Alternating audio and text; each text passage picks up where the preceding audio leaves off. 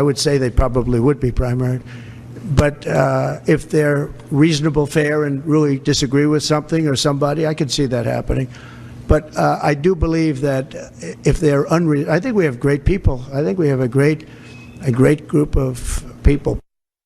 So I have a list here of the ones you've met. I mean, you've met them before, but in this capacity: Kash Patel for FBI, Kristi Noem, Elise Stefanik, Pete Hegseth. Just getting some of your thoughts about the road ahead for these individuals. If you want to pick one, we could do Pete Hegseth. Well, first of all, they're all intelligent. They're going to be fighters. I mean, President Trump needs fighters. And I think most of my Republican colleagues agree with me that President Trump won a very convincing election. He's the one that needs to decide who he wants serving in his administration. And our default position should be confirm the people he wants to serve with him. You know, barring some disqualifying revelation, I think that's the way most Republican senators are going to vote. That's certainly the way I'm going to vote. But again, I'm very pleased. I know President Trump, he needs fighters in these agencies. In his first administration, he was undermined and sabotaged by the deep state. He needs to get his appointees in there early so that he can actually govern and fulfill the promises he made to the American public that voted for him in a very convincing fashion.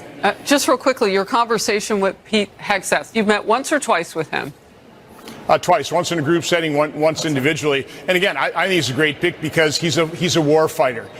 He will bring credibility. I think he's going to help attract and recruit young men and women who want to come and be patriotic, serve and sacrifice for this nation, to fight and defend this nation, not fight for wokeness, not fight for DEI. That's why we're not meeting our recruitment goals. So that'd be a sea change in the Department of Defense. He's a good pick.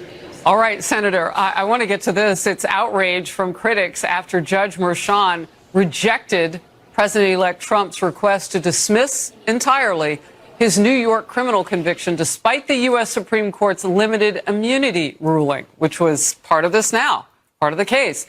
Trump's spokesperson telling Fox News, quote, "Today's decision by deeply conflicted acting Justice Merchan in the Manhattan DA witch hunt is a direct violation of the Supreme Court's decision on immunity and other longstanding jurisprudence."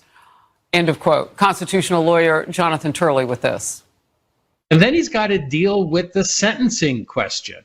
You have District Attorney Bragg saying, well, maybe we should just leave him in sort of suspended animation for 4 years.